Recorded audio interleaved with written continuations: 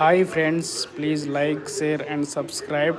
ముందుగా ఉప్మా తీసుకొని వేడి చేసుకోవాలి గోధుమ కలర్ వచ్చేంత వరకు. ఆ తర్వాత పచ్చిమిర్చి, కరివేపాకు, పుదీనా, కొత్తిమీర, క్యారెట్, టమాటా, ఉల్లిగడ్డ కట్ చేసుకోవాలి.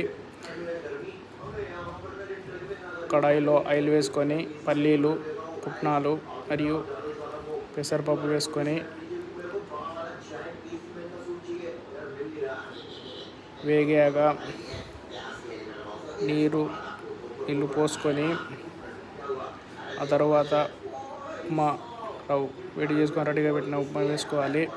తర్వాత లాస్ట్కి నెయ్యి వేసుకొని తీసుకొని తినడమే. అంతే, సింపుల్. ఉప్మా రెడీ.